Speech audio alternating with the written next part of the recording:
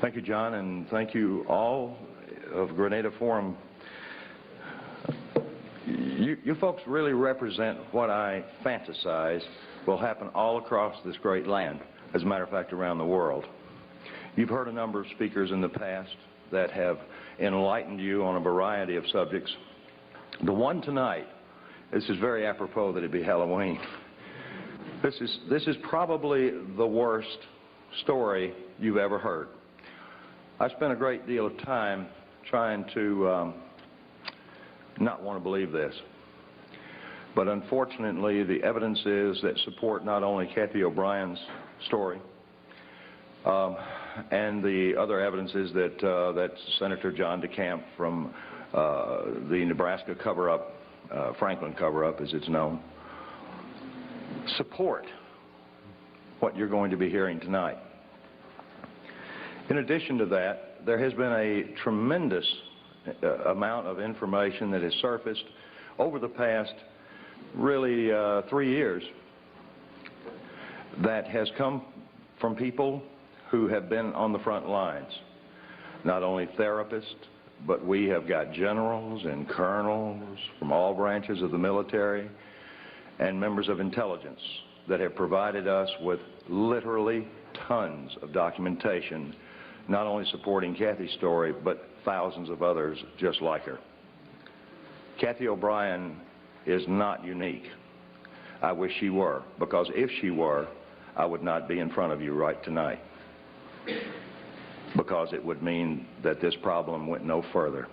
Unfortunately, that is not the case. What has happened to Cathy O'Brien is happening all around the world, and it's happening in daycare centers, it's happening in homes, and not homes of Appalachian people who lack or lack any education or any written language skills, who have been practicing incest for years.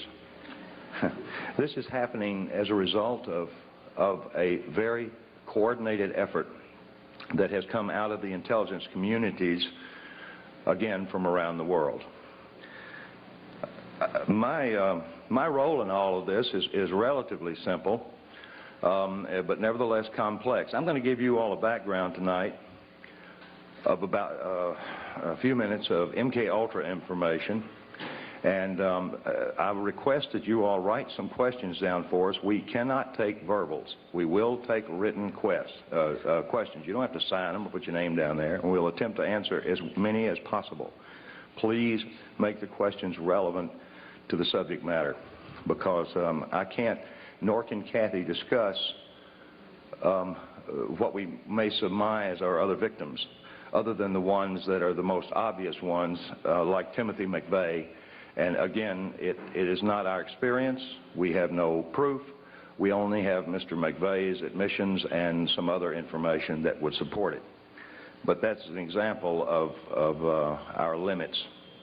We prefer to answer any and all questions individually, standing up in front of you, because there is no such thing as a bad question. We spent about 5.5 years on the lecture circuit with law enforcement and mental health.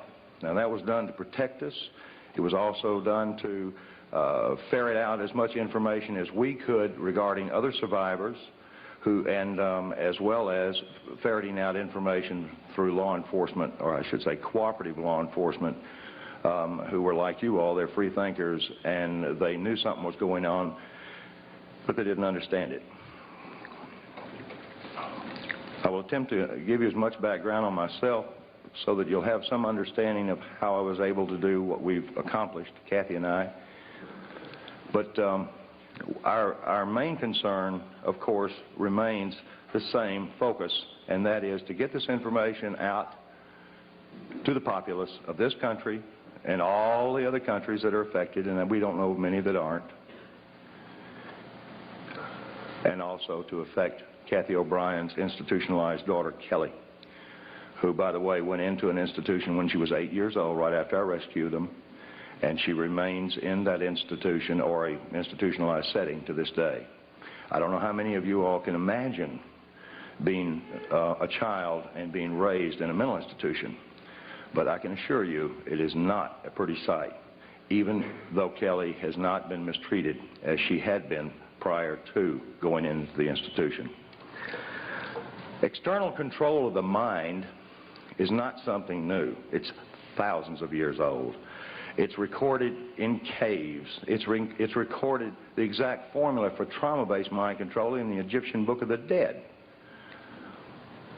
Adolf Hitler was particularly interested in mind control, and he assigned his right-hand man, Heinrich Himmler, to do some research, particularly on the families of Northern European, multi-generational, sexually abused, psychologically abused, physically abused children.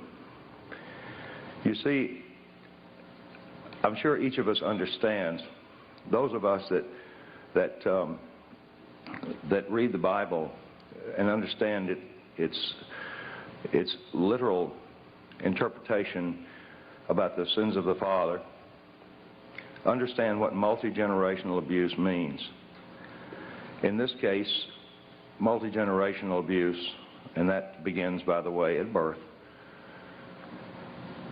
involves horrendous sexual and psychological and physical abuse that is put on these children by their caregivers.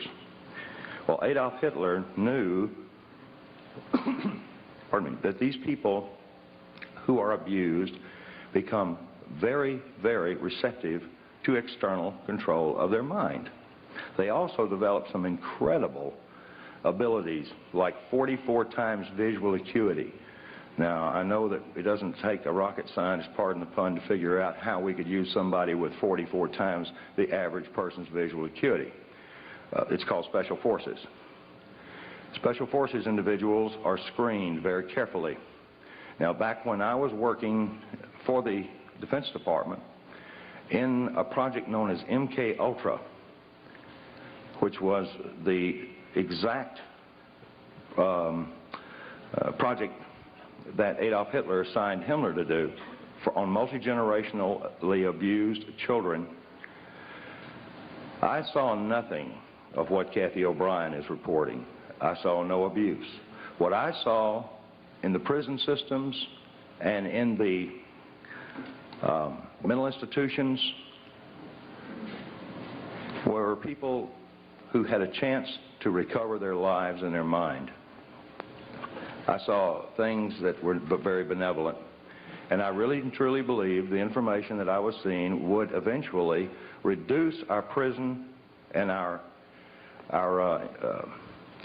mental institution populations dramatically, because I saw true rehabilitation occur without the use of trauma. Well, I was sworn to secrecy on the things that I witnessed, on the equipment that was developed, and I can assure you that in 1967, all the way up through 1973, when I was involved in this research as a Defense Department subcontractor, the equipment that I saw then was 25 to 30 years ahead of anything known on this planet in the private sector. I don't know if I was even seeing a portion of what was actually available. I don't know if what I was witnessing represented even a small percentage of what was actually occurring. But I was put into that job after months and months and months of psychological examinations because they knew I could keep a secret. I was given a Defense Department clearance. I knew about the Heinrich Himmler studies for Adolf Hitler, and I knew that Adolf Hitler wanted to develop some very serious people to put in places to control various regions in what he called, and George Bush called, and Nero called, the New World Order. You see, Adolf Hitler was not the first, nor was George Bush, to fantasize about this hideous idea of totalitarian government enslaving an entire globe's through mind manipulation. Now, mind manipulation comes in a lot of forms. You folks are not, you folks in this room are not falling into one big, huge trap, and that is information control. And I, again, thank the Granada Forum for bringing Cathy and I in to impart this message, because we need your support. This book is not distributed through bookstores for the most part. The few bookstores that do handle it directly with us. To guard the integrity of the book so that it would go totally uncensored, we published it ourselves the first time. We now have an opportunity before us because many of the people Cathy has mentioned in the book have been indicted for a variety of reasons, or are facing indictments, or have fled their respective countries, or stepped down from power. For one simple reason, corruption that they could not cover up. Now, the corruption that we're talking about here goes beyond, I hope, most of you all's limits of experience. It certainly went beyond mine. I had a household that was this is totally alien to. But what Adolf Hitler began in his adamant research on, he had the largest number of human subjects from which to work and do his horror on. And it was even accepted by most of the people in his country that these prisoners of war were indeed to be subjected to anything that he chose that would better his country.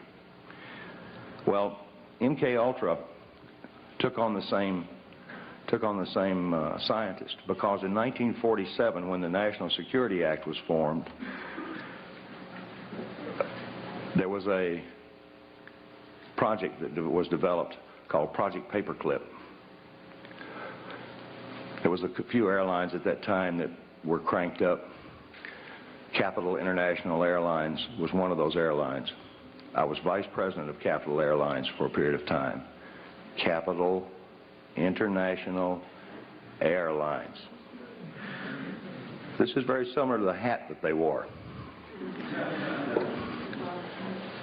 By the way, you realize that if we could get these guys to all wear a hat, force them into a uniform, our problems are over. I told Cathy, I said, I don't know how to introduce this information. I said, do we come out here and say that we're the first and second oldest professions? All right, I want to see who laughed.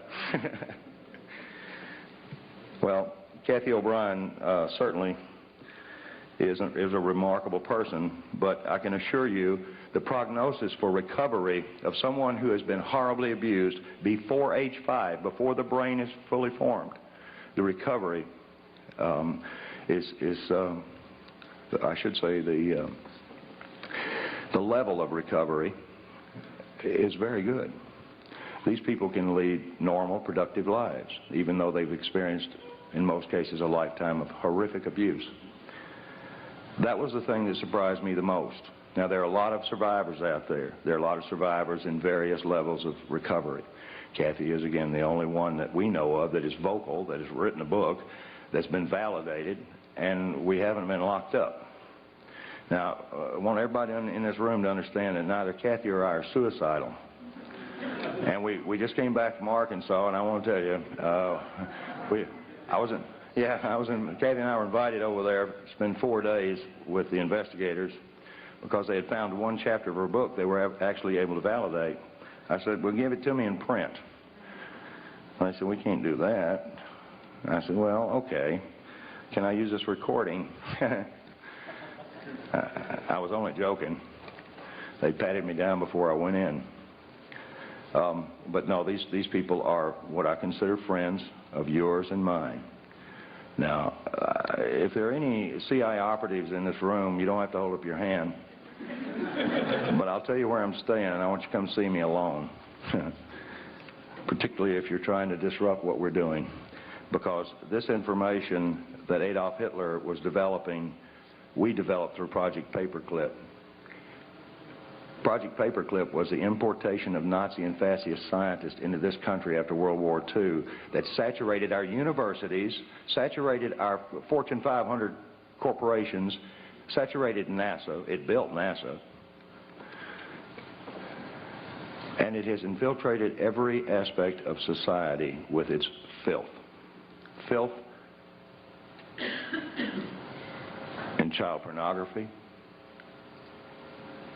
filth in blood rituals and hideous religious beliefs that involve human sacrifice, anything to traumatize the mind.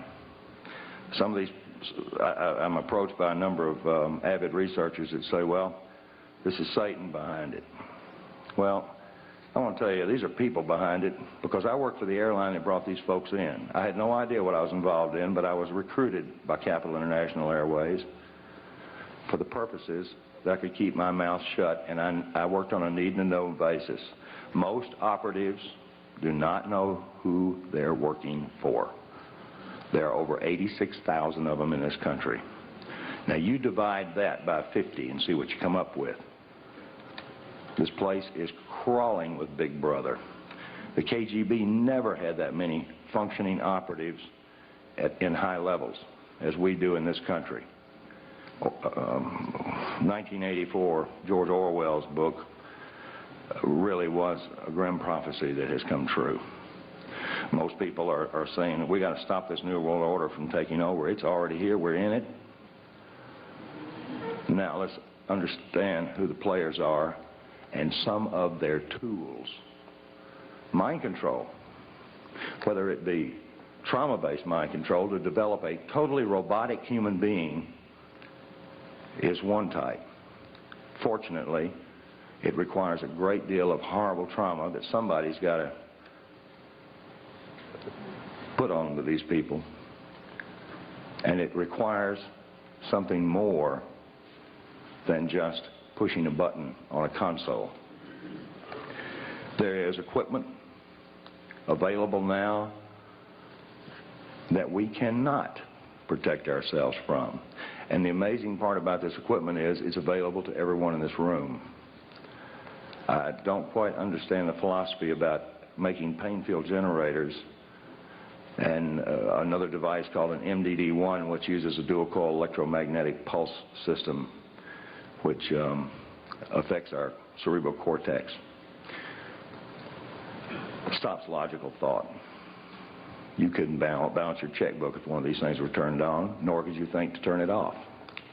Any more than Cathy O'Brien could have thought to have walked away from her victimization. This is not the beaten wife syndrome. This has nothing to do with an economic situation. This has something to do with robotic mind control. There are tons and tons of documents. Transformation of America is a book. Our book, an autobiography, Cathy's autobiography. I wrote the first 4 or 5 chapters to give you a briefing. But what this book contains is her life, that which we can validate. When this book was printed, we had over 27,000 documents.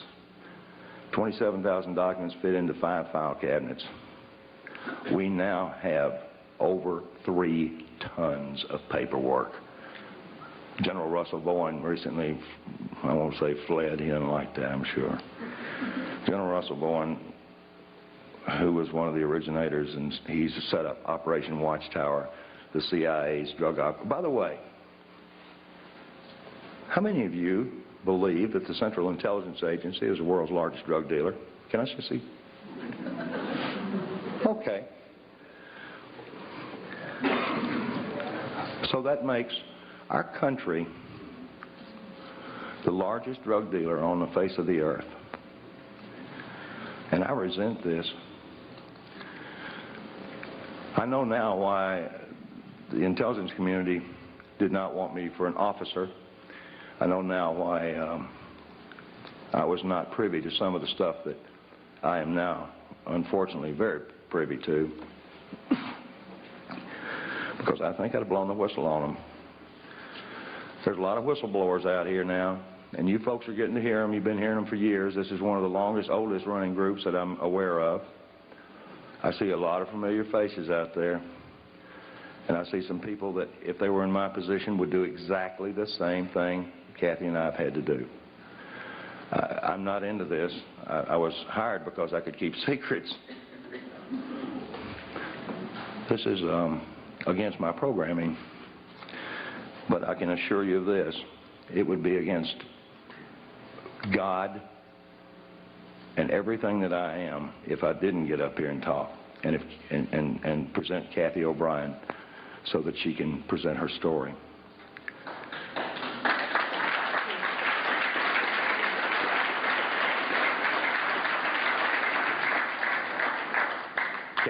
Cathy and I are really humbled by the number of people that we see that would have done the same thing. And people come up and say, oh man, we really appreciate what you're doing. I said, well, thank you. And I appreciate hearing that. I even appreciate people when they say, this is hard to believe. I'm going to look at this book and I'm going to look at these documents. I tell them, please, please, please do this.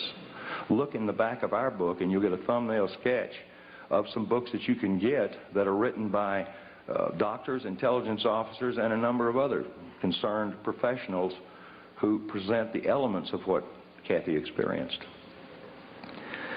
In 1977, the 95th U.S. Congress had met because this is good news, because I wouldn't have 1 ounce of credibility up here as far as MK-Ultra goes if this didn't come out, and I couldn't even tell you the code name. But in 1977, the 95th U.S. Congress met to address an issue that a Dr. Ewing Cameron, the founder of the American Psychiatric Association, the APA, the lobby group in Washington that controls what doctors do for our heads when we run into trouble. APA, psychiatry is the youngest of all the healing arts, and it is the most primitive of them all because, yes, and I'm sure there's psychiatrists, may be psychiatrists in this room after that clapping. I'm sure they won't hold their hands up. But I know there are therapists in here. I've seen 2 already. These therapists know exactly what I'm talking about because the information that they're provided by their lobby has been carefully screened. Information on rehabilitating victims of mind control is not only scarce, but it's required some incredible efforts by some brave individuals who wound up getting sued because they could not violate the civil rights of the individual that they were actually treating. The situation with Cathy and I was very different. I wasn't a doctor.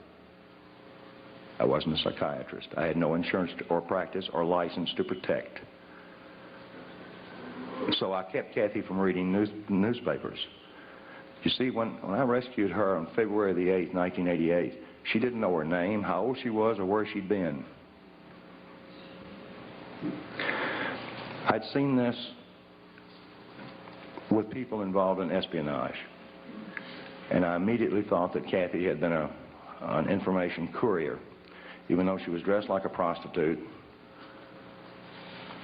walked like a prostitute, and talked like somebody that was leading a Christian choir somewhere. And it was such a conflict, I couldn't quite grasp this contrast until I was given a great deal of information from some people involved in intelligence in this country and abroad. I was fed a treatment modality that ultimately would lead to putting Cathy O'Brien free again for the second time in her life. The first time was when she was born, and it stopped right there. Cathy O'Brien had been a victim of the most horrendous abuse system known to man.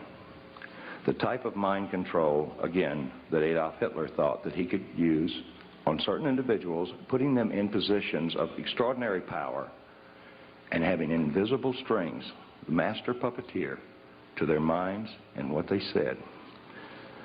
I don't know if we have politicians like that now or not, because it seems like you don't have to put them under mind control. They'll do anything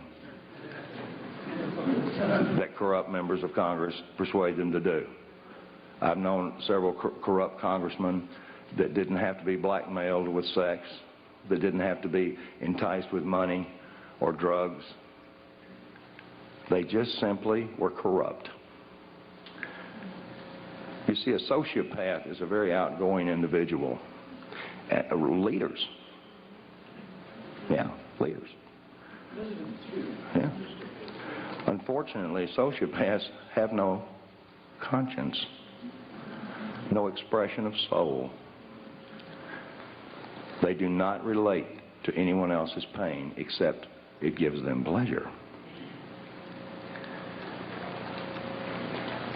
MK-Ultra was designed and had many, many sub-projects for developing the perfect soldier, the perfect espionage agent,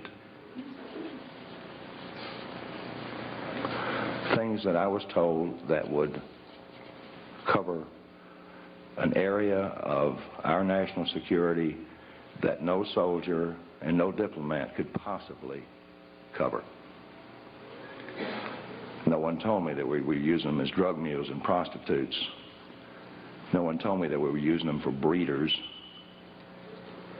so that children could be provided sheiks, world leaders. No one told me that we were using them for money laundering operations. When I rescued Cathy and her daughter, the information about this is in the book. It took me a year to put Cathy back together, literally, with a whole lot of help and a whole lot of love. Other therapists don't have that latitude. They can't love their patients. They can't keep them away from telephones. They can't keep them away from newspapers and TVs. And they wind up getting contaminated because they're highly suggestible. They see an ad for fried chicken, they can smell it. Now, I dreamed as an ad man to be able to produce ads like that. I worked real hard just to get somebody to go, nice ad. But nobody ever drooled on any pages that I ever put out. And I used subliminal. I used a form of neurolinguistics. Those of you who do not know about NLP should learn. Tony Robbins is an advocate of NLP, and he teaches. As a matter of fact, he taught George Bush and he taught Bill Clinton. And there's nothing wrong with Tony Robbins. He's not a bad guy. He's a smart businessman. And any smart businessman these days knows the value of neurolinguistics, or the language of the unconscious. I always call it the language of the subconscious, and I'm getting outvoted by all the mental health people. They're saying, that's not right. Unconscious. Well, to me, it's the subconscious. But the language of the subconscious provided me the codes, keys, and triggers to unlock all the rest of the doors in Cathy's mind that pertain specifically to her abuse. It gave me information like bank account numbers first. And I found that rather unusual until I found out that most people who had worked around MK-Ultra and knew anything about deprogramming, and by the way, it's nothing more, I'm nothing more than a hacker. Instead of hacking a hard drive computer, I'm hacking the hard drive up here. This job as a hacker provided me some incredible information on bank account numbers. And instead of going down and looting the bank accounts and having to hide for the rest of my natural life in luxury, I took them to the FBI and gave them to them. Not because I knew they were clean or dirty. It's because I didn't want them to kill me over it. I provided everything that's in this book over a period of 3.5 years to every state, federal, and local law enforcement agency that was directly involved with this case.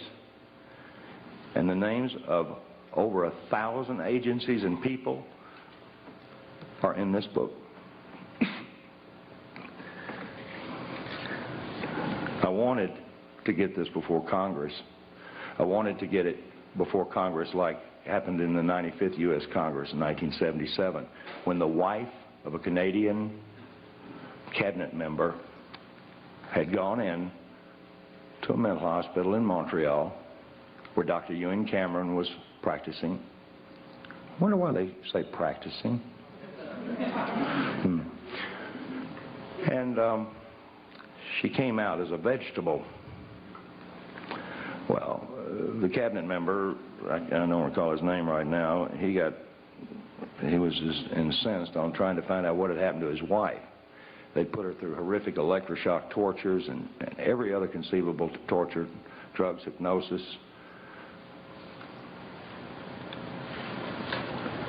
Unfortunately, many others were involved in Dr. Ewan Cameron, the founder of the APA's experiments. Some of those recovered ones, I'm in touch with 2 of them, and these people are highly functional and most likely will be doing the same thing we're doing. One of them will be in the very near future. I don't know of any in this country that have recovered to the point where Cathy O'Brien has, because no doctor can dedicate 16 to 18 hours a day, day in, day out, 7 days a week, and violate every civil right that they've got and get away with it legally. Nor can they have their patients legally go into the safes or safe of their handlers and pull out their diaries. Ooh. By the way, in one of the diaries, it's got Bill Clinton's home phone number. It's got Dick Thornburg on a coke deal for $20,000. And the list goes on. This is a small group, gang. I suppose, if you consider the population of the United States, it's so fractional, these bad guys that are in control of all of us, it's so fractional that we wonder what on earth could they be doing. People wonder how does Clinton survive all of these attacks against him? How did George Bush survive the attacks against him? Well, he didn't. He went out of office, but I don't believe anything changed. I believe the guy that he had for his replacement did exactly what he wanted to do, like start out with NAFTA and GATT. We're, as David Icke so eloquently said, a one-party system. There are ways to change that, and there are a number of people that are making some very positive efforts in that direction. But that's their job. My job and Cathy's job is to stand before groups like you, very nervous, because we're not nervous that we stand in front of you so much as we want to make sure that the information you get will excite you enough to where you'll go out and talk about it, or go out and investigate it and talk about it some more. That's all we want to do. We attempt to get our books out by the case, and they get real cheap when you buy a case of them. One box of books, 36 books, $252 if we deliver them. This book is information. It is truth, and it is truth that will set us free. I am absolutely intent on the idea that the information contained in this book will indeed reach the eyes of those who can see. And the information contained on this video that's being produced right now will reach the eyes of those that can hear and see truth, so that they will get out and begin to wonder why Sirhan had the same psychiatrist, Jolyon West, Lee Harvey Oswald, Timothy McVeigh. Now, boy, I'll tell you, this guy's real popular. He's right down here at UCLA. He was also the first person to call me on my unlisted, unpublished, fake name telephone out in the boonies outside of Anchorage, Alaska, after I rescued Cathy and her daughter. And a woman by the name of Margaret Singer, who may be a friend of one or two of y'all out there, but I don't miss a chance to bring out the fact that she was the one that sent another character in on us up there. I wasn't I wasn't connected well enough to be told not to do anything on my own. And at the time, I was absolutely out of my mind from hearing this stuff. I was suffering from what is known as post-traumatic stress disorder. I was shell-shocked after hearing what Cathy and Kelly were showing me, and then or telling me, and I was showing this information to members of the intelligence community and members of U.S. Customs and other branches of federal law enforcement who validated it for me. Thank you.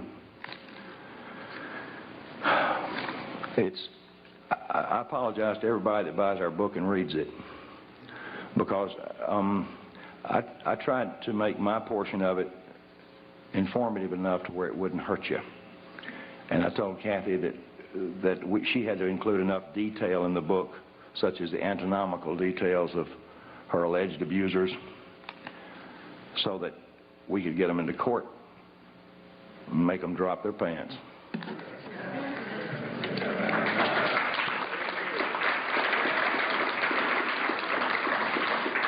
That kind of leads me into the presenter for the second oldest profession, or first oldest profession. I'm going to get to that second reverse. Now, who was first?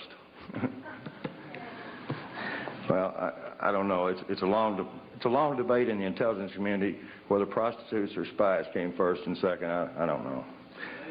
Ladies first. Okay. That's a good one.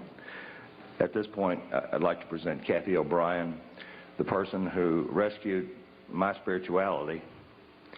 I wasn't a bad guy, but I needed that extra push, and I'm mighty proud to have been with her for over 8 years now.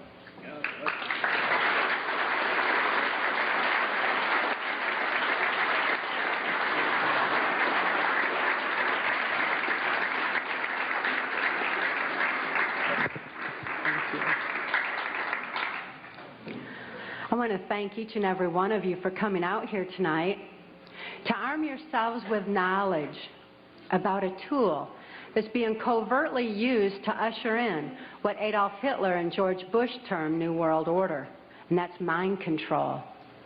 I've enjoyed talking with quite a few of you earlier this evening pertaining to how mind control has affected some of you or some of your loved ones. Mind control is very prevalent in this country and around the world.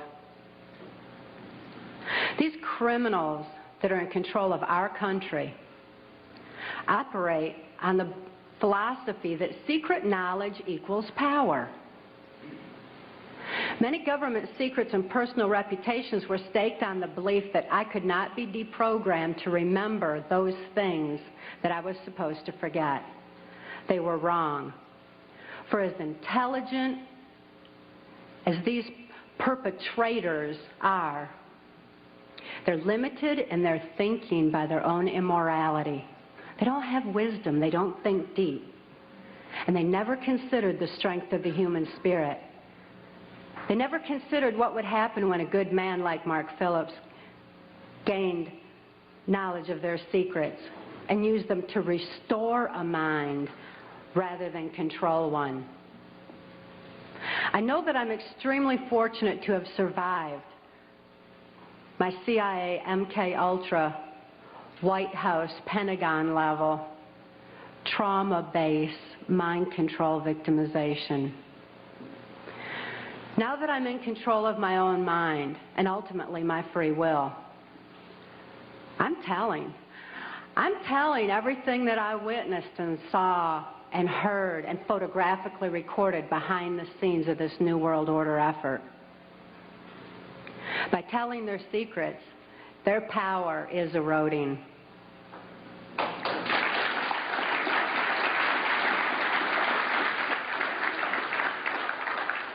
I also speak out to give voice to the many mind control victims and survivors out there who can't think to speak out and tell what they know and what they've endured. I speak out for the sake of my daughter, Kelly, who's now 16 years old and is a political prisoner in the custody of the state of Tennessee, where she's being denied any rehabilitation due to the political affluence of her abusers. She's counting on Mark and I to get this word out on her behalf. For Kelly's sake and for your sake, Mark and I have gone to great lengths to document the facts and the truths that are listed in our book, Transformation of America. Transformation of America is self-published, uncensored, so that you can have the facts that you have a right to know and a need to know. These truths have been covered up and kept from all of us for a long time under a blanket of so-called national security. This is the same blanket of national security that has prevented us from obtaining justice despite the extensive evidences and documentation we have. We have over 27,000 documents and evidences. Government insider testimony, medical records, more than enough evidence for any legal procedure in this country, including congressional. But this blanket of national security has stopped us from obtaining justice. It's time for truth to prevail. It's time that these truths were brought to light for the sake of humanity as we know it.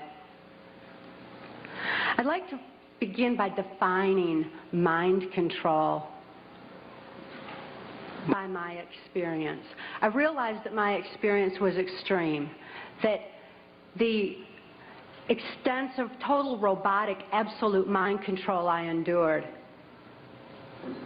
is more limited than the kind of mind control that's proliferating in society. Mind control has kind of a sliding scale where you've got the total robotic mind control on one side, and you've got mind control that's proliferating, such as in occultism in this country, or global education 2000, where children are losing their freedom of thought and their ability to critically analyze.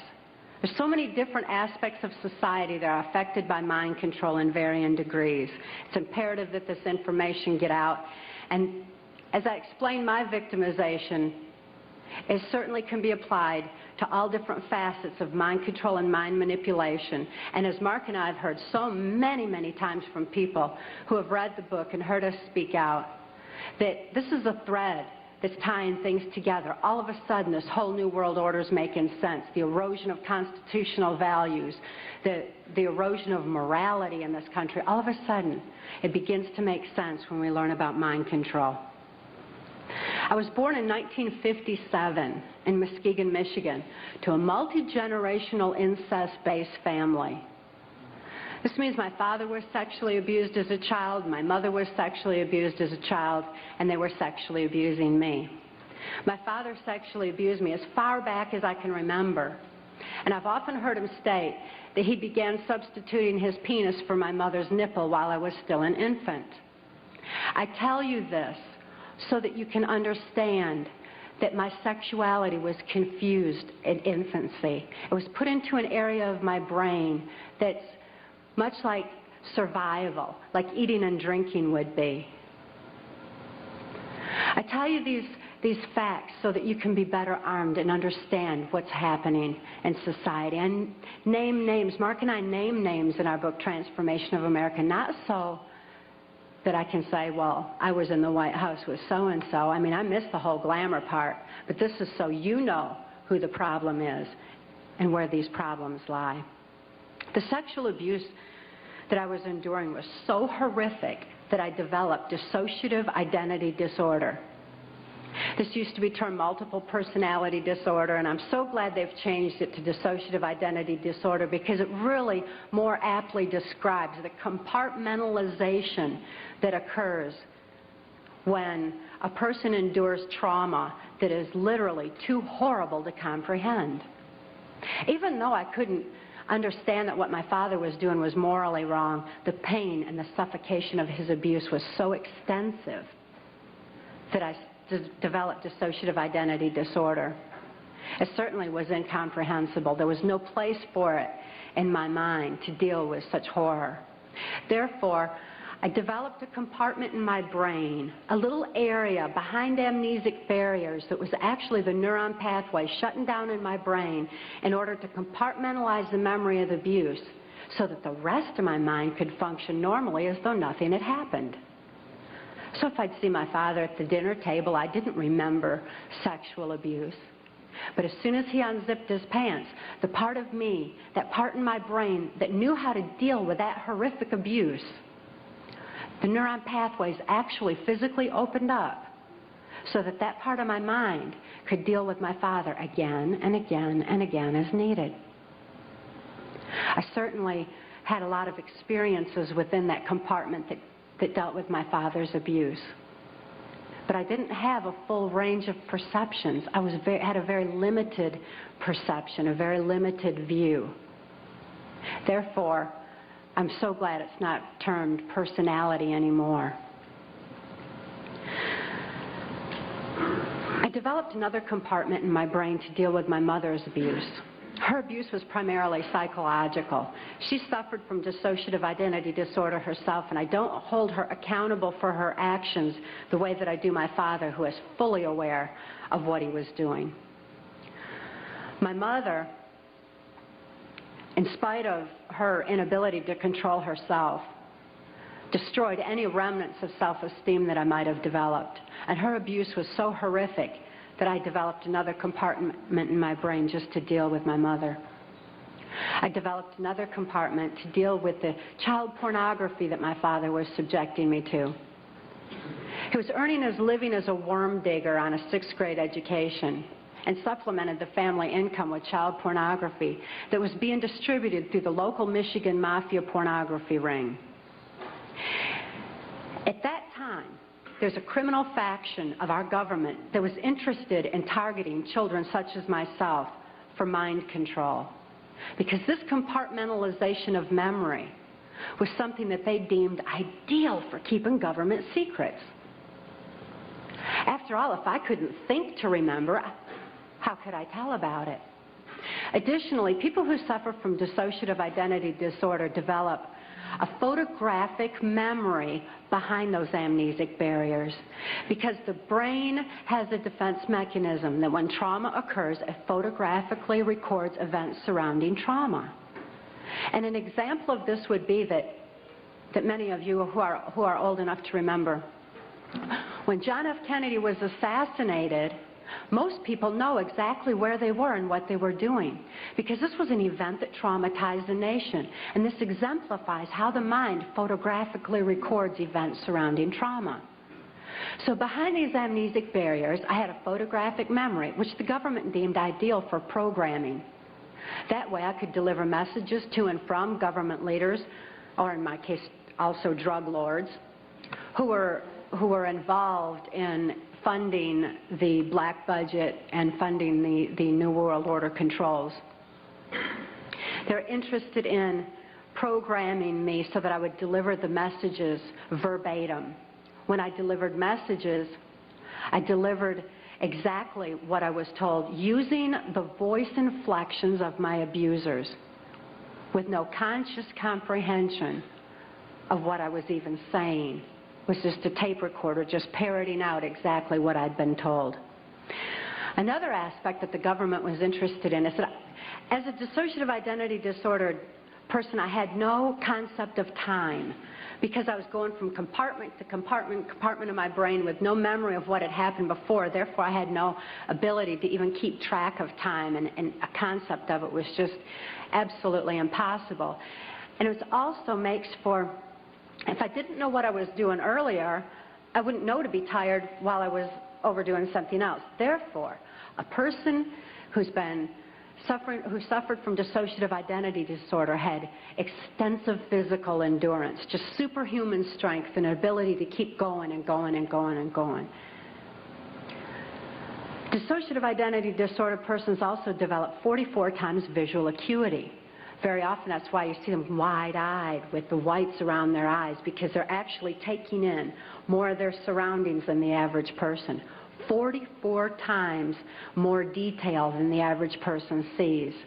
That certainly makes them perfect marksmen for mercenary operations or for intelligence in different areas that the government was interested in developing mind control.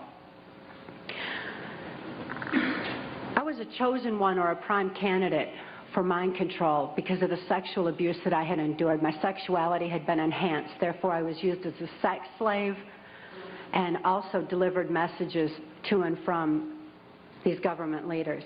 At that time, because a government, this criminal faction of our government, was so interested in dissociative identity disordered persons, they knew that any child that was subjected to child pornography had to have endured trauma so horrible that they had to be suffering from that disorder. Therefore, this criminal faction of our government sanctioned this child pornography ring so that they could identify and target children such as myself for the project.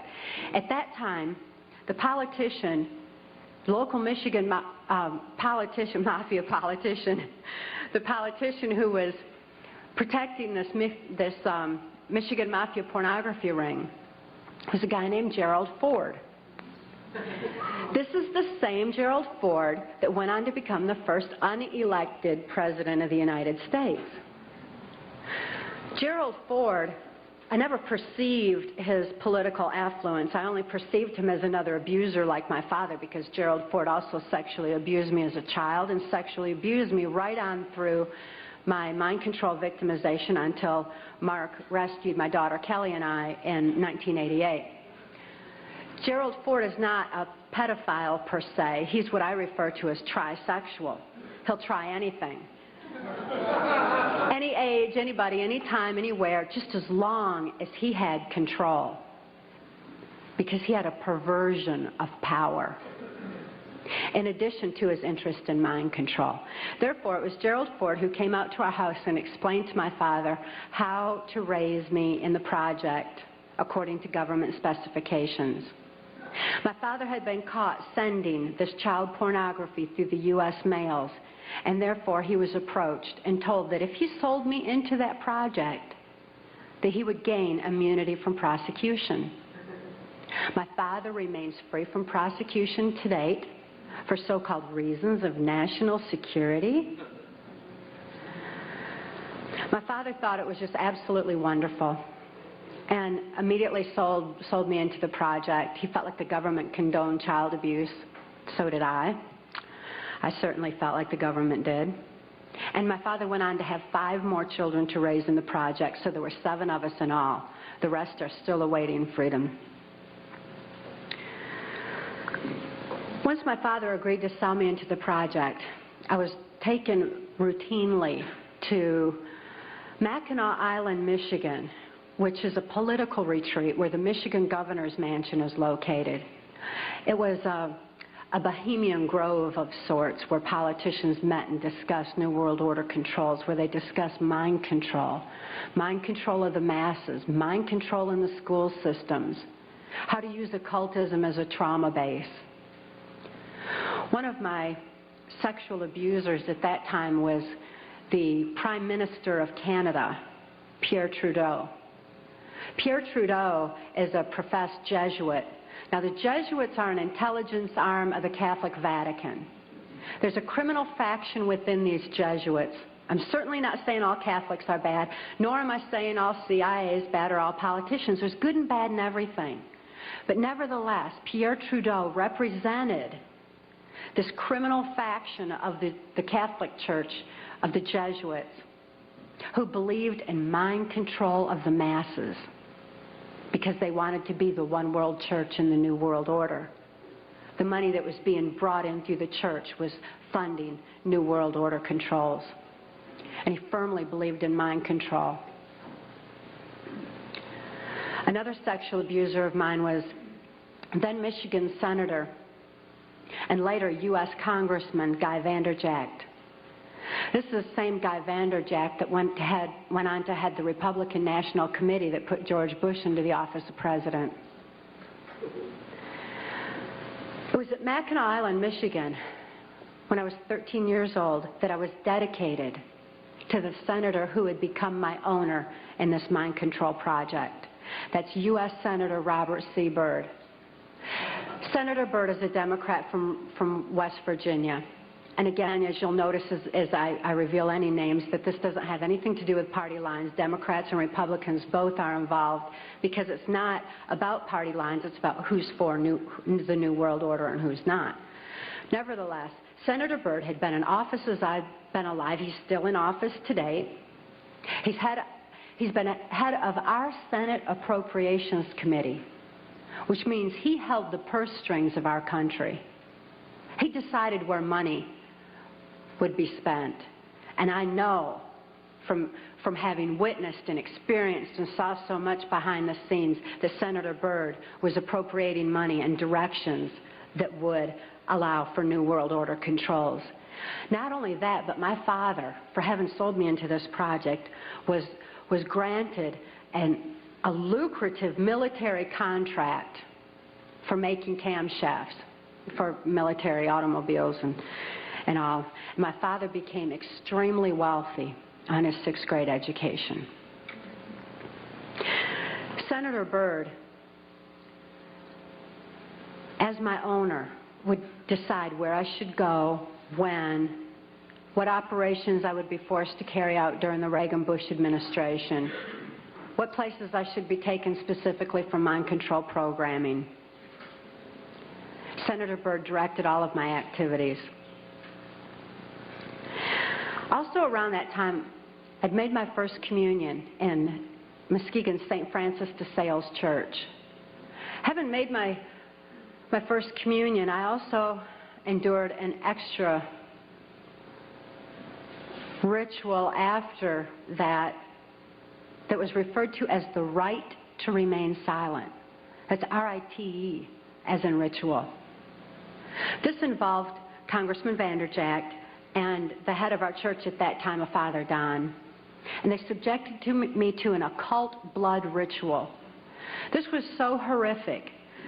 It was this reversal of the Catholic Mass. It confused my mind, because when a person's operating on a subconscious level because they're so traumatized that consciously there's no place for what they're enduring, the subconscious mind has no ability to discern and to question and to reason the same way that the conscious mind does. And this reversal of the Catholic Mass into occultism just made it all seem to run together in my mind. It was absolutely horrific. This blood ritual was so horrible that my mind readily accepted the mind manipulation that I endured afterwards, a hypnotic language, the neuro-linguistic programming, mind-controlled programming, that actually changed the way that my brain was functioning, so that, you know, that part of my brain that I said would open up to deal with my father's abuse again and again? They changed that so that they decided when, where, and how that particular compartment of my brain would be opened and accessed. And they replaced the triggering mechanism with hypnotic codes, keys, and triggers, hand signals. There's also phone tones that can also open those neuron pathways and give access to the compartmentalized memory as well. They replaced that at that time. And this was with this right to remain silent. I also had a silence in my head after that, because up until that time, I heard, it was just my own voice, but I heard my voice arguing back and forth with all these different perceptions and from the different compartments in order that I could formulate some kind of a decision about things. I remember before the right to remain silent that I had some free thoughts of my own, and I had hoped for a place in the world where people didn't abuse each other. I'd hoped to have 10 children that I knew would be at least 10 children in this world that weren't abused. I'd hoped for those things, but with the right to remain silent, I lost my capacity, my ability for free will thinking. I lost my ability to even hope anymore. I lost all free will entirely.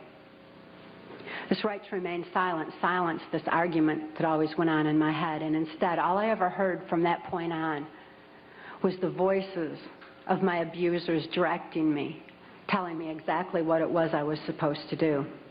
I could only robotically follow those instructions and carry them out. By the time By the time I was ready for high school, Senator Byrd ordered that I be sent to Muskegon Catholic Central High School. At that time, there was an enormous emergence of information. The Catholics had long since learned the effects of trauma on the human mind. They'd learned it and kept records of it for so many years, with such things as the Spanish Inquisition and other aspects where people who didn't follow the belief systems were wiped out. The Crusaders had also recorded a great deal of information pertaining to trauma on the human mind. This information was being merged with the Hitler-Himmler research that the CIA had taken and had been advancing on. The combination of the merging of the information was very powerful. And Muskegon Catholic Central was a place where this information was being brought together. It was at Catholic Central that the very basis, the very groundwork for Global Education 2000 was being implemented. This is Goals 2000, outcome-based education. There's many different names for the program that's being implemented in our school systems. It's being forced on our children by the federal government. Global Education 2000 was designed to increase our children's learning capacity while decreasing their ability to critically analyze. That way they would just readily accept whatever they were told without any question and just take all the information in. At Catholic Central, I got straight A's. I did really good in school because I was photographically recording everything in class. I endured occult ritual in the school chapel, as did numerous other students in the school. I certainly wasn't the only one. As a matter of fact, by that time, I really thought the whole world was involved in this kind of abuse. By then, my whole environment was saturated with it. This occultism, this trauma, created the photographic recording of all that I learned in school. Of course, I had no ability to critically analyze it or to creatively use it in any way, but the information was sure in there. It was while I was at Catholic Central that Gerald Ford went into the office of president. I had been conditioned by that time to believe that I had no place to run and no place to hide.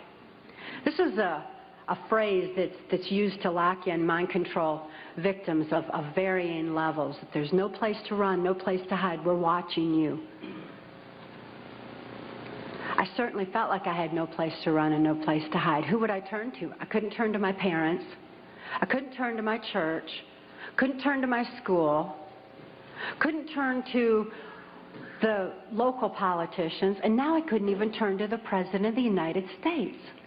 I truly felt locked in, which is exactly what they wanted for total control of my mind. Of course, since then, I've learned otherwise, and Mark wisely taught me while I was in the deprogramming process that I did have a place to run, so right at them. And I had no need to hide. Obviously, they do, by the way. They're covering up all their acts with the national security blanket. After I graduated from high school, Senator Byrd ordered that I be transferred to Nashville, Tennessee. Nashville, Tennessee was heavily involved in mind control at that time through the country music industry, and above all, the proliferation of CIA cocaine operations within the country music industry were already in full swing. The political corruption in Tennessee was just all the way to the top. The country music industry provided a cover for mind-controlled slaves like myself to be taken around the country to the various places as designated, and also to distribute and deliver the large quantities of CIA cocaine that was coming into the country. It was my experience that the CIA's so-called war on drugs is no more than the CIA eliminating their competition as they take over the drug industry worldwide.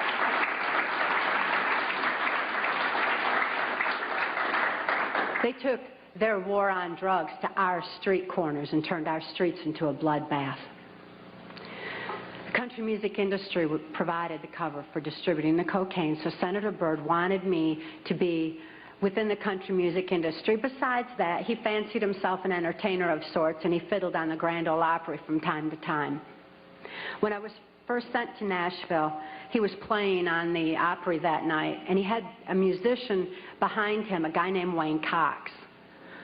Wayne Cox later told me that playing music behind Senator Byrd wasn't the only way that he backed him, but that he backed him politically as well. After the Opry that night, I endured an occult ritual again. Occultism is oftentimes used as a trauma base for mind control. Who can comprehend that kind of a trauma? A blood ritual is absolutely horrible, and it's a perfect trauma base for mind control, for the compartmentalization of memory. I witnessed Wayne Cox murder a railroad bum down at Nashville's Union Station. It was abandoned at that time, and there were bums around, and he shot him right between the eyes and cut off both of his hands, which was Cox's MO for murder.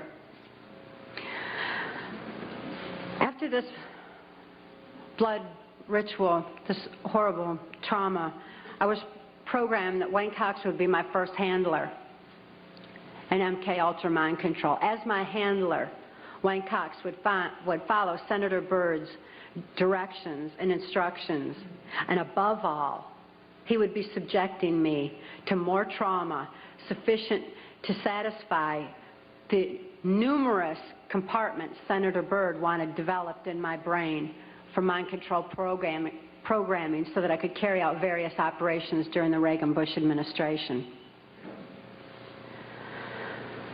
I endured numerous occult rituals after that. Wayne Cox at that time was working directly under the direction of Louisiana Senator J. Bennett Johnston, and he took me to his hometown in Chatham, Louisiana. J. Bennett Johnston at that time was heavily involved in mind control operations because he was running a band of mercenaries out of Louisiana. At that time, this band of mercenaries were going in and out of South America. There was a lot of arms deals going on. There was, and most importantly, when the airplanes would fly these guys down to South America, they would come back full of cocaine, which was being distributed on our streets. Wayne Cox was triggering these mercenaries into operation by showing them a severed hand from another one of his victims, which re-traumatized them into the occult ritual that they had already endured and accessed a specific compartment of their brain. And he told them that J. Bennett Johnston wanted them to give him a hand and carry out a certain operation. He would then give the instructions and the guys would follow him through. So J. Bennett Johnston was heavily involved. At that time, it was 1978, and it was determined that I had endured sufficient trauma to carry out my first trial run operation. An enormous quantity of cocaine had been flown in on one of these operations, and I was to deliver it into the neighboring state of Arkansas. By that time, Bill Clinton's drug operation was in full swing. He was governor of Arkansas, and I delivered this cocaine to a remote airport in Ouachita Forest, which I've since identified as Mena Airport. I also delivered a little packet of information and a small quantity of cocaine, a personal stash from J. Bennett Johnston, to Bill Clinton. I delivered it to Bill Clinton, and he cut out 2 lines of the coke, and he did inhale.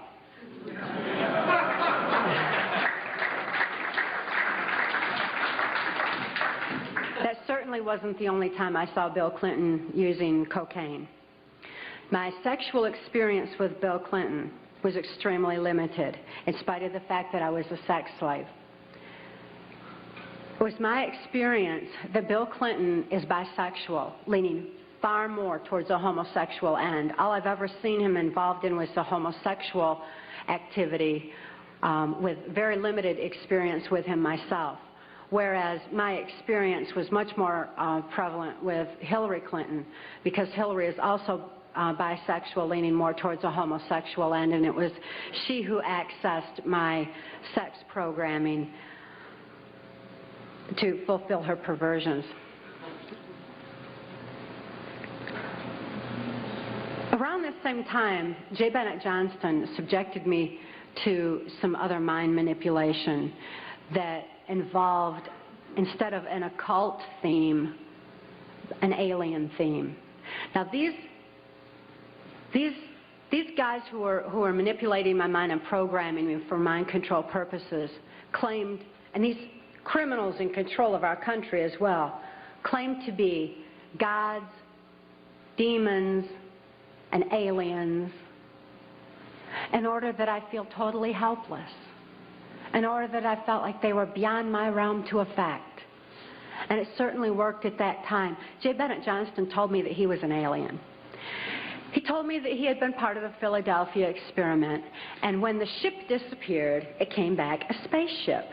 This is in keeping with kind of an air-water mirror theme that NASA uses quite frequently, a reversal, because, again, the subconscious mind doesn't have any reasoning capacity. J. Bennett Johnston then showed me, through his office at General Dynamics, a then top-secret stealth. Here was this triangular stealth that wasn't in any of the school books, wasn't being talked about anywhere, wasn't out in the newspapers or anything else. It was being withheld. It was still a top-secret weapon system. But I saw this triangular stealth. It looked like a spaceship to me. I'd never seen anything like that. And everything that J. Bennett Johnston was doing and he was involved in certainly was alien to me. So it was easy for me to accept the idea that what was happening was in fact being perpetrated by aliens. I'm not saying that there's no such thing as aliens. That would be foolish for me to even say anything like that at all. But what I am saying is that it was my experience that these were people claiming to be aliens. If there's a reality out there pertaining to any alien influence, we need to sort out the government misinformation and disinformation and mind manipulation techniques that they're using. I know for a fact that the plan is to make all of us feel totally helpless, that what's happening is beyond our realm to affect because we've been taken over by aliens, that our Independence Day is dawning. So beware of that. Understand that those criminals have been keeping information and technology from us under their blanket of national security. They are 25 years ahead of us at least, technologically. Can you imagine what they've got now? 25 years ahead? What's happened that you're aware of in the last 25 years? Microwave ovens, we've got computerization, and they've had access to all of that to continue their own advancements. They're way ahead. So when they say, it's aliens, and they show us some incredible technology, don't fall into the trap of feeling totally helpless, that this is beyond our realm to affect. Superstition begins where knowledge leaves off. And they have been keeping knowledge from us for a long time. People have all kinds of belief systems. And I'm sure each and every one of you has various and different belief systems as well. Regardless of what your belief system is, it is imperative that you know that these criminals are people. They are within our realm to affect. They need to be held accountable for their actions and their crimes against humanity.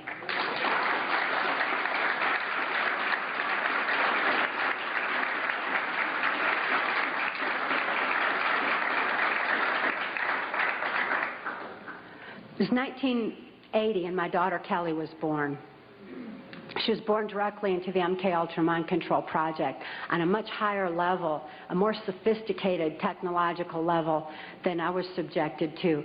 In addition to trauma, she was subjected to harmonic mind control programming on NASA installations literally since birth, before her brain even had a chance to form. As soon as Kelly was born, Senator Byrd figured I'd been traumatized enough by that time and ordered that we be transferred back to Nashville, Tennessee to carry out operations during the Reagan administration. But being within the country music industry, we had a second handler. His name was Alex Houston. Alex Houston is a ventriloquist, stage hypnotist in the country music industry. Above all, he carries out criminal covert CIA operations that fund the black budget, and this certainly included bringing in large quantities of cocaine and distributing them through the United States, Canada. He was working at that time and provided a cover for me to be taken throughout the United States, Canada, Mexico, and the Caribbean for these criminal covert operations. As my handler, he took me to various military and NASA installations for mind control programming for specific operations that I was forced to participate in. These operations that I won't have time to get into tonight are detailed in our book, Transformation of America. And they involve such leaders as the President of Mexico at that time, de la Madrid, and Vice President Salinas. It was my experience that in 1984, there's a CIA trauma base, near-death trauma center that's located in Lampe, Missouri. It's called the Swiss Villa Amphitheater. And they'd bring certain involved country music acts in to bring large quantities of cocaine or bring the cocaine out for distribution, because Lampe, Missouri is just across the Arkansas line and is very much a part of Bill Clinton's cocaine operation. And it was in full swing at that time. It's also interesting to note that this Lampe, Missouri operation is where the country music industry was more conveniently relocated, you know, right there in Branson, so that it would be closer to Clinton's cocaine operations. Lampe, Missouri was a place where I heard George Bush and Bill Clinton talking, where from the point of view I had, they certainly were friends, and they didn't recognize any party lines between them. That's something for the, you know, a smoke and mirrors illusion for the public. It's not something they adhere to, because they had exactly the same agenda, and that was for bringing in this new world order. I heard George Bush talking at that time. He was talking to Bill Clinton, and I've since photographically recorded it and wrote it verbatim in our book, that when the American people became disillusioned with Republicans leading them into the New World Order, that Bill Clinton, as a Democrat, was going to be put into the office of president. This was decided in 1984. Actually, I'd heard about it even prior to that, but that, as of 1984, they were already discussing it as an absolute fact. It was also discussed in the groundwork for NAFTA that by the time George Bush went into the office of president, that Salinas was going to become president of Mexico, and they together would be bringing in the NAFTA, which was the beginning of New World Order controls. I was forced to participate in the criminal groundwork for NAFTA, the opening of the Juarez-Mexican border to the free trade of drugs, free trade of our nation's children. It's absolutely appalling, the criminal roots of NAFTA. Again, this is detailed in the book. But it's interesting to note that these political moves had already been decided way back when. And as I deprogrammed, and as I was, it was really something to me to find out people didn't know about this stuff. I mean, it was so obvious to me. I didn't realize that people were unaware and had bought into some kind of smoke and mirrors illusions of what was going on and never thought to look behind the scenes to what was really going on. But I understand good people don't think that way. They don't have criminal minds. They don't think to look for that kind of criminal activity. Just like these guys are limited in their thinking by immorality, good people are kind of blinded from that kind of criminal activity until their eyes are open to truth. But this criminal activity that was going on at that time.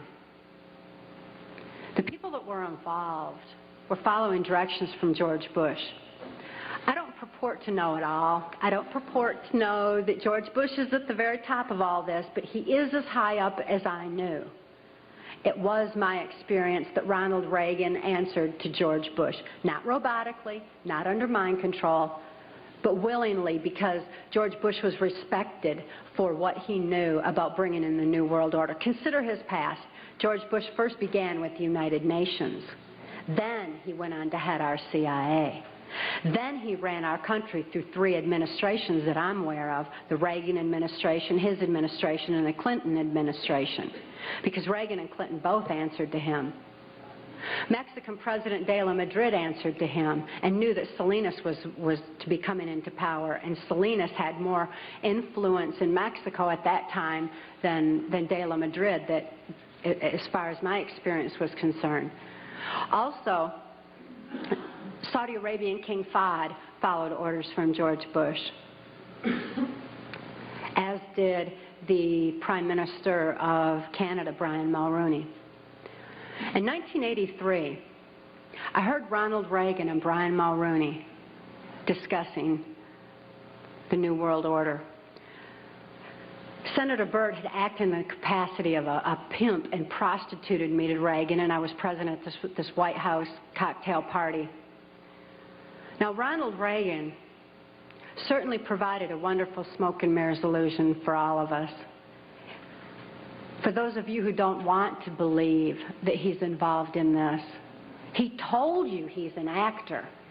And he did a real good job of it for a long time. That was his role. That's what he was supposed to do.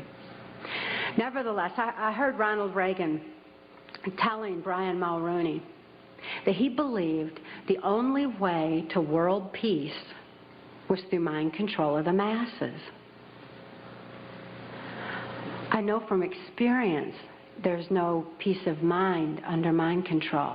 And I wonder at a world peace where people don't have peace of mind. Mind control, the ramifications of mind control are far-reaching, because I also know that under mind control there's no free thought. Without free thought, there's no free will. Without God-given free will, there's no soul expression. What kind of a world peace can we have without any free will or any soul expression, without any spirituality? Mind control needs to be exposed in order that people maintain their freedom of thought, in order that people maintain their free will and have that spiritual expression, because of spirituality, when people have soul and spirituality, they're going to be acting in a capacity of love anyway. That is where world peace is, not in mind control.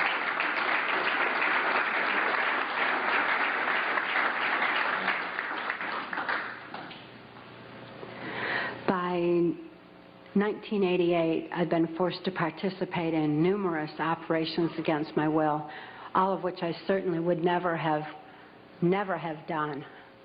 I guess if I had had any part of me that was willing to do anything like that, mind control would not have been necessary.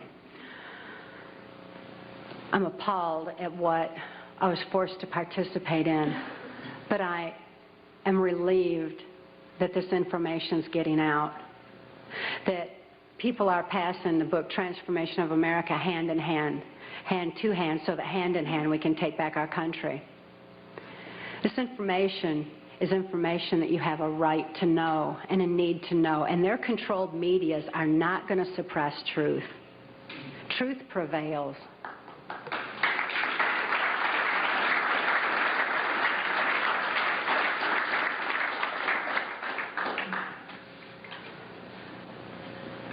In 1988, Mark rescued my daughter Kelly and I. We couldn't think to escape. I couldn't think to save my daughter any more than I could think to save myself.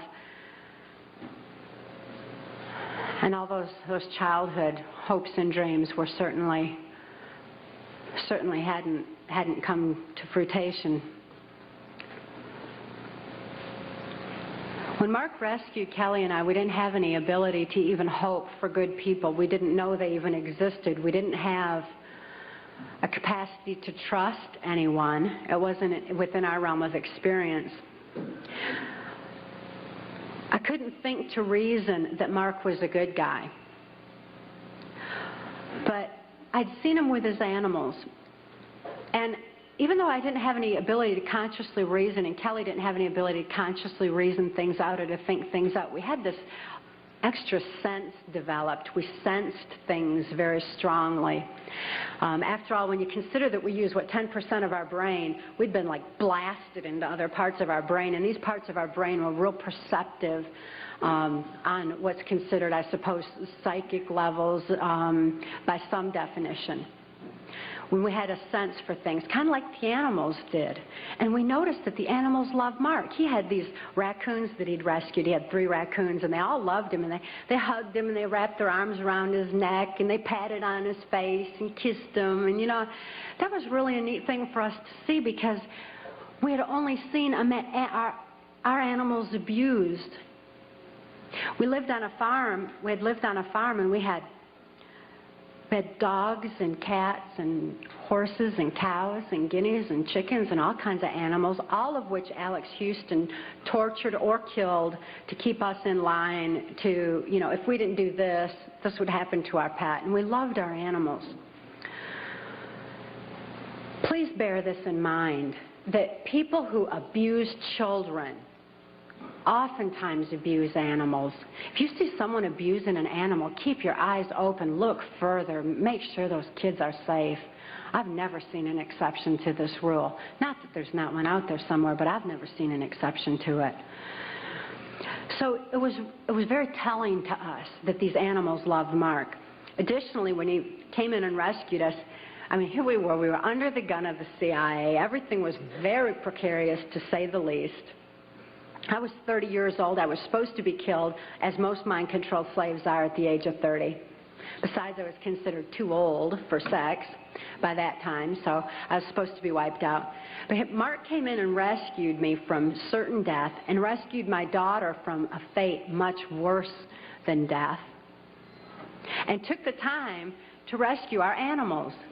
He packed up all those cows and horses and guineas and chickens and loaded them up on these different trailers and everything, and brought them to safety as well. This had a profound impact on Kelly and I. We certainly developed an ability to trust right there and then. Mark took us to the safety and serenity of Alaska. Since we were safe for the first time in our lives, experiencing love for the first time in our lives, memories of our past began flashing on our mind's screen. As these memories flashed, and I started to remember what had happened to me and to my daughter, particularly during the Reagan-Bush administration, I became enraged. I was enraged at what my daughter had been through, the tortures I'd endured, and what the plan was for humanity as a whole. I'd have been blinded by that rage, immobilized by that rage, if it weren't for Mark's wisdom in telling me that the best revenge is total recovery. Because through total recovery, by photographically recording all those events, I could expose these people for exactly what they are, for what their plans are, for what I witnessed behind the New World Order. Be able to get help for my daughter, who was in desperate need of help at that particular time. So I began writing out my memories. By writing out my memories, I used a different part of my brain than verbalizing. It bypasses emotion. Bypassing emotion was very necessary for logically making the incomprehensible comprehensible, for understanding and grasping what had happened to us and what could be done with that information. Kelly was not so fortunate. Because of the harmonic programming that she'd endured, remembering the traumas and deprogramming the program did not allow her access to all parts of her brain as it did me. She still needed some technological equipment to help her recover. She needed to actually have those neuron pathways vibrated back open with harmonic equipment. Therefore, she went into Humana Hospital in Anchorage, Alaska, in an intensive care unit. She suffered horribly at that time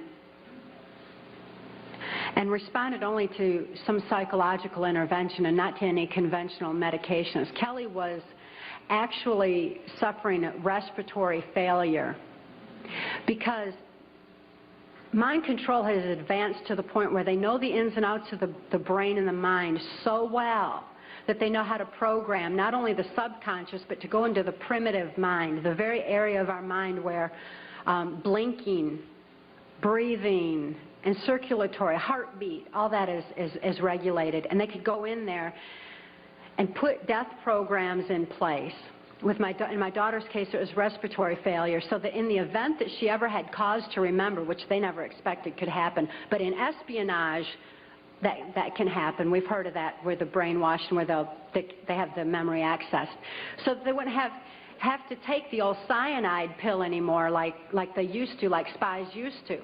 Instead, they would just simply go into respiratory failure, circulatory failure, and no information would be released at all. There was no chance of the information getting out that way.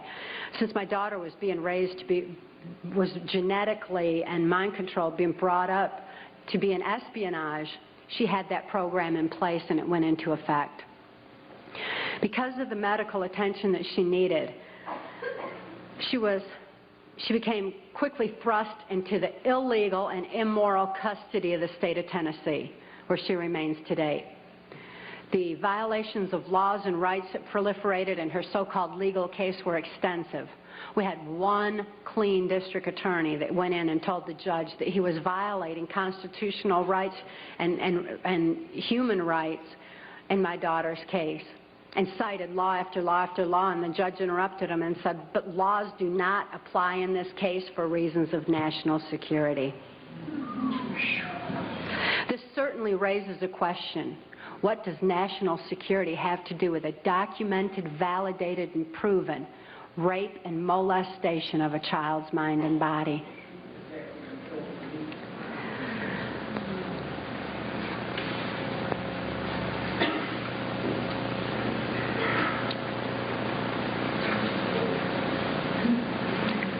For Kelly's sake, and the sake of so many other mind control survivors out there, we need to lift this veil of national security.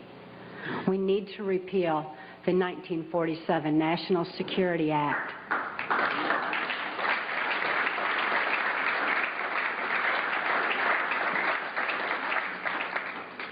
This is a national security that's threatening the security of our nation when it covers up such crimes against humanity as mind control, when it covers up the CIA's so-called war on drugs, when it covers up the selling out of our country to New World Order controls. That's a national security that has nothing to do with the security of our nation. This national security has kept information pertaining to mind control for all of you for far too long. We've got to get this information out. We've got to arm others with knowledge on mind control, because knowledge is our only defense against mind control. We need to get this information out in detail so that we can all be more effective in our particular areas of taking back our country and ultimately taking back our world, for Kelly's sake, for the sake of all the other mind control survivors and victims that I know are out there. There's many, many of them. And for the sake of humanity as we know it. It is truth that sets us free. Please help us spread the word. Thank you.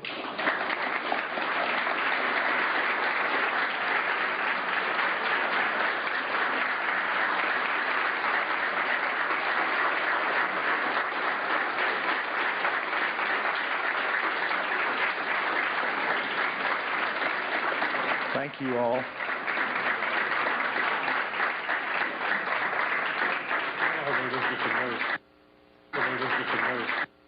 Jonestown was an MK-Ultra project. But now, and that's right out of the government printing office, right out of the FOIA. You can get this information just like I did, and you can look in the book, and you will see government headings from the Freedom of Information Act government printing office of various investigations done by Congress, the 93rd Congress, the 95th Congress, and so on and so forth. And if you go to your library and access those under those headings, you will come up with this information. But let me give you a little information about Jonestown. In French Guiana, the property for Jonestown, the money came through a Mexico City bank, and it was traced directly to the Central Intelligence Agency. Jonestown was not a mind control project. Mind control had long since been perfected. Jonestown was a biological weapons project. And the worst part about this whole thing is there's two other projects twice the size that have been going on, that were going on in 1977, and they're still going on today. Now, that is very much reminiscent of the house of prostitution for little children that were being used in Washington, D.C. that you read about, and even in your, I don't want to call them newspapers anymore. Yeah, the birdcage liners. Thank you. But there was a house of prostitution that these congressmen were using that was using little children in there. Well, nobody ever thought to ask, what happened to the little children that were being used? I'll tell you, they were moved right down the street, 2.5 blocks away, to 3 other houses of prostitution that still operate to this day. It's interesting to note that Wayne Cox idolized Jim Jones. He also idolized Charles Manson. This is the same Wayne Cox that's down there in Chatham, Louisiana, an occult serial killer who is immune from prosecution right now. He's free for reasons of national security. What is the name of the Jesuit order you spoke about? I mentioned in the book that they referred to themselves, not only the Jesuits, but all of them at the top of this New World Order pyramid, as the Order of the Rose. Please discuss the connection between the New World Order and the dominant network media, for example, ABC, NBC, CBS, CNN, et cetera, et cetera, et cetera. Information control, folks, is mind control. Need I say more? What you hear and what you see is all you have to base your decisions upon. We're being brainwashed. Monarch and MK-Ultra program started in 1953. Do you see? I don't know that. I didn't know that Monarch project started in 53. I'd be very interested in knowing how whoever wrote me this note knows that, if you want to speak to me later. Do you see any connections between government and Satanists? No, I see a direct correlation between satanic activity as well as blood traumas and other horrific types of abuse that is used as a part of their religious belief. But I don't downplay the subject of Satanism. It's just that when you say aliens did it, demons did it, I can't do anything about a demon. I can't do anything about an alien. I can do something about a human being that says they're a demon and says they're an alien. And you all can affect those kind of folks too. But I don't know of any way to go after a demon. And I don't know any way to go after an alien. And I'm not saying there's not aliens, and I'm not saying there's not demons. But I want to tell you all something. Every single patient up until about 1982 that was presented with dissociative identity disorder, or back in those days MPD, or multiple personality disorder, was diagnosed with demons, and they went right off the edge. And if that didn't get them, the how does that make you feel got them, or your session is up got them, when they were right in the middle of an abreaction. That's re-experiencing the trauma. So the poor patient was either going to be subjected to a exorcism by a good intention, in most cases a religious person, or an exorcism of sorts from their therapist. because they didn't have any other information. They didn't know what they were looking at. They didn't realize the brainstem was scarred, very much like they have multiple sclerosis, and that you can get people to retrain the brain right through the auditory, but you can't say, let me get that demon out, or, oh, gee, I hope the alien doesn't come get you tonight, because you're reinforcing program. So no, I'm not downplaying Satanism. I'm not downplaying any sort of religious belief. What I am downplaying is a belief that it's something other than human beings. Take one.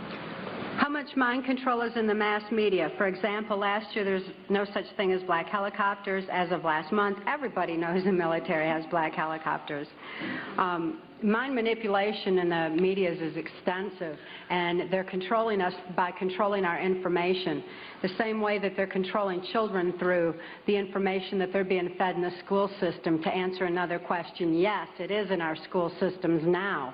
And the computers have actually been changed where the history has been altered, and people like Thomas Jefferson even left out of history in order that our children be brought up with socialistic values. So just as our children are being manipulated in the school system, all of us are being manipulated through the medias.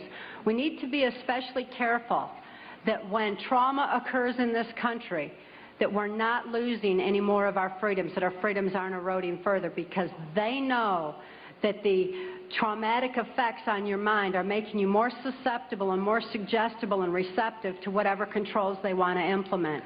So we need to be very alert to this and very aware of it. Here's a good question. Are many FBI and CIA personnel under mind control? I've heard they are. These are incredibly good questions, y'all.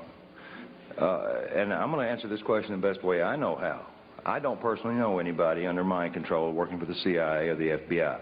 I know a lot of them that are under information control. I do know this, that the CIA and the FBI recruits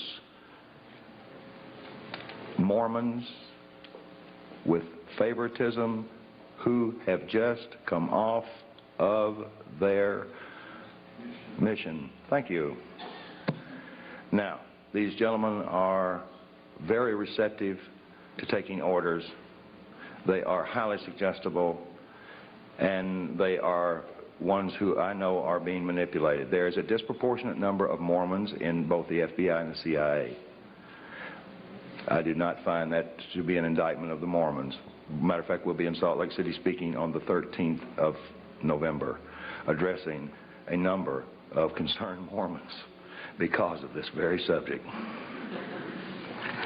Staying in the religious aspect here, what do you think of Linda Blood's book, The New Satanists? Could you talk about Michael Aquino and his M.O.? Yes, absolutely. Michael Aquino is a primary mind control programmer of mine. Linda Blood is... By the way, he's a litigant, too. He sues everybody that ever talks about him. Including Linda Blood. Including Linda Blood, except us. Now, he got on national television and said, yeah, I know that, Mark Phillips. He is going to be the destruction of all organized religion in this country. Well, now there's an indictment. Michael Aquino is the founder of the occult temple of Set that's proliferating on our military bases. He is with the Psychological Warfare Division. Was with the Psychological Warfare Division. Some of his power is eroding thanks to the exposure that he's getting through people like Linda Blood. And it was my experience with Michael Aquino that he does not believe in the power of Satan. He does not believe in spirituality at all. That's not a part of what he does. What he does believe in is the power of trauma on the human mind and the compartmentalization of memory through high voltage stun guns. How does mind control work? Whoever asked me that question, I hope they bought a book. Why aren't people able to see beyond mind control once they're controlled? Then it wouldn't be mind control. It'd be foot control or hand control or finger control or eye control. There's no conscious thought. There's no conscious awareness under mind control. You cannot think to get out of it.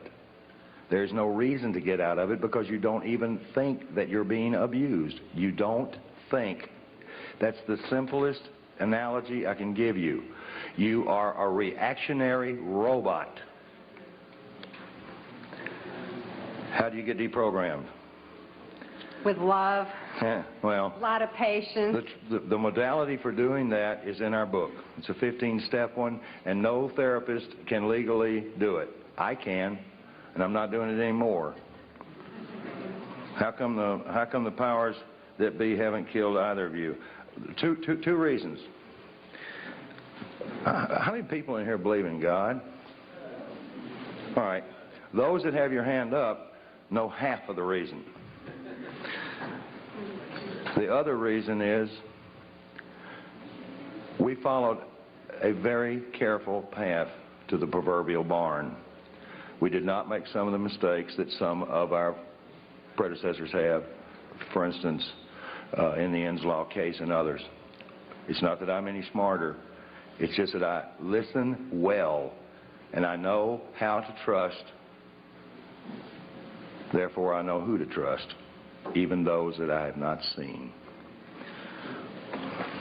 Another reason, too, would be they've got so many fires to stomp out now, and people bringing truth out that, you know, we're just one of many. And besides, you know, stopping us is not going to suppress the truth. Were you ever at the Bohemian Club in Northern California? Yes. There's a chapter in the book pertaining to Bohemian Grove and some of the meetings that went on there between the politicians and world leaders that were involved. That's a place that needs to be exposed for exactly what it is. Okay. When I run into the same things over and over again, I'm not going to re-answer them. These are excellent questions. They're all excellent. Thank you. Someone asked, considering the things you've seen, the places you've been, why are you still alive today? I can tell you from personal experience, even though I can't tell you all the places I've been, I wonder how I'm still alive today. But it remains a total mystery to me, and it always will. Now, her body bears the scars. She has some of the things that they can't take away, they can't deny. Like Mr. Byrd, if he were undressed before Congress and the nation, there are things he can't deny, and Mr. Cheney as well. But there are undeniable scars that this lady carries that are not on her mind. They're on her brainstem, all over her body, thousands of stun gun scars, and a vaginal mutilation that defies the worst horror story you can imagine. Now, those are things that people don't do to themselves.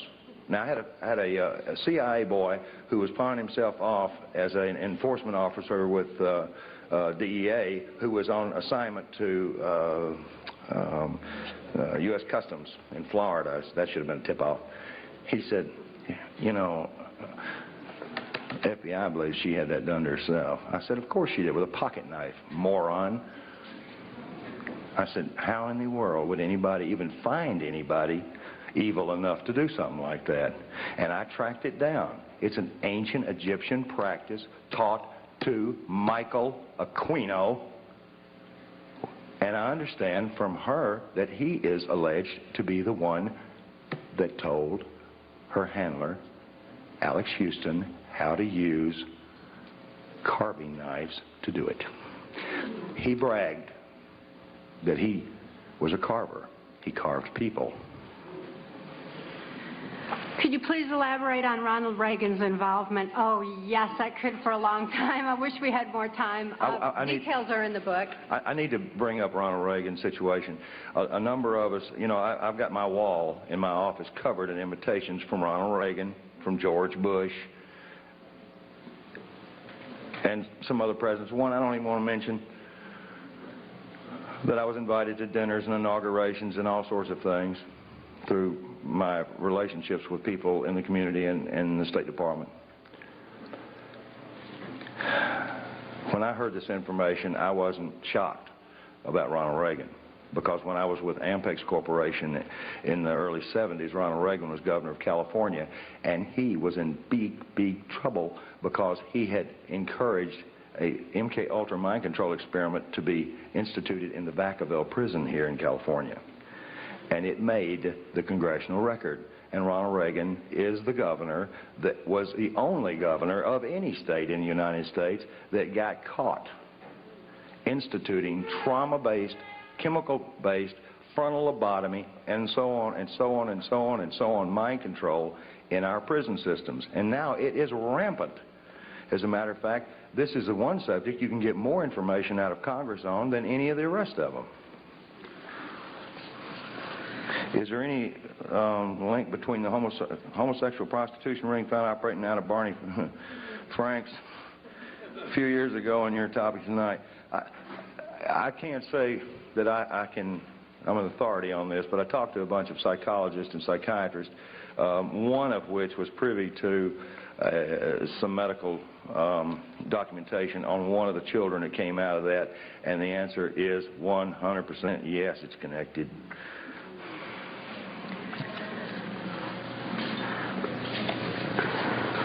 Let that go. How does remote viewing being done by various former military men such as Major Ed Daines and Courtney Brown compare with your mind control? It's all under the guise of MK-Ultra. Remote viewing, anything. I was part of the Duke studies in 1967 and 68, working with the paranormal. Most of the people I saw were of, at that time, Soviet origin. As a matter of fact, I didn't know we had a Cold War going on. I really didn't. I mean, there was a huge exchange of information. I was constantly sitting down at the table with KGB agents, and they were identified as such, and handed me cards. Cards. KGB handing out cards. I couldn't even understand. The first time somebody handed me a card, I said, well, this is the end of me. He said, do you have a card? Who is Kelly's father? That's this several times. Wayne Cox was Kelly's father. He was her father because genetically they wanted her to have the capacity to be able to kill because she was being brought up in espionage for those kind of purposes. But it's interesting to note, and I think David Icke, a dear friend of ours, stated it eloquently, that just as knowledge is neither good nor bad, it depends who has control of it. By that same token, genetics, for as powerful of an influence they are not stronger than the human spirit. Kelly's soul is just so beautiful, and her loving capacity is enormous, and the love that she operates from is extensive. And she wants this information out for humanity's sake. So in spite of the genetics of who Kelly's father is, she's absolutely a beautiful, beautiful child. How did you get the number of operatives in this country? I don't know. Who asked me that question? Who did it? I got the answer to that three ways. There's a catalog company called Budapest out of Washington that's a catalog of spy books, and ours will soon be in it, hopefully. And there's a number of books in there. I can't remember the title now. But the New York Times also reads that catalog and orders those books. They're done by Stockwell and every other name you can imagine, and Philip Agee. And Philip Agee, I don't have a lot of respect for at all, except for one thing. George Bush stood up on national television and said he hated him more than any man on earth. I just couldn't help but love the guy. You say in your book that mind-controlled slaves were permitted any drug except marijuana. Why? It's an excellent question. The effects of marijuana on the brain are not conducive to mind control. It doesn't mean you can't be traumatized and put under mind control. It just means it screws up the programming. Because it actually opens neuron pathways in the brain. It expands thought. I'm not going to stand here and speak pro-marijuana because... No, because somebody be putting it in my car and popping me for it. But I am anti-marijuana because we see all these ads on TV and everything, and even Dole and Clinton in their campaigns are saying, what's it, Dole said, guns, violence, and marijuana, you know, as if it's so violent, because it is not conducive to mind control. They want it off the streets more than they want their drugs, like cocaine, off the street. Marijuana is especially targeted. I don't promote the use of marijuana as a Band-Aid for mind control because, again, knowledge is our only defense against it. Tell us about the congressmen and women who are helping you. Yeah, right. I'll tell you one. Bob Clement, I grew up with him. Matter of fact, when his father was governor, I used to go up with him, and I remember I was highly traumatized by something I saw at the governor's mansion, which I'm not going to tell on Bob, because it didn't have anything to do with him. But there are we've got a number of clean congressmen and congresswomen that are helping us from behind the scenes. That's part of that 50% equation that we're still here. The information that we released to every member in Congress at the same time, and I had 4 congressmen, one in particular, hand-carrying every one of these packets to the respective congresswoman or congressman. That took a lot of effort on their behalf and a lot of nerve, since at that time I did not have all that information validated, but they had received information from members of the Justice Department and from U.S. Customs that Cathy O'Brien was a valid case, and that they were able to validate more than half of what was in that packet. George Bush was handed a packet, and George Bush, he's nasty with me. He said I threatened his life, which is farther saying the truth, because the congressman that delivered it happened to have been a lawyer, as most of them are, unfortunately. And he had read the stuff, and they were trying every way on earth to indict me for everything you can imagine. But the bottom line was, this particular congressman said that he'd wear a sandwich sign before the news media if that was going to be the case. So the FBI and the Justice Department just humiliated me, made me come in and get my fingerprint. I said, you guys got my fingerprints more times than a criminal. I said, I work for the community. I work for the Defense Department. I said, well, I don't get it. What, you just need a fresh picture? Why don't you see my mother? Pay special attention to those members of Congress who believe that you have a right to information. There's an ongoing effort right now to repeal the 1947 National Security Act because they know that you need this information. That's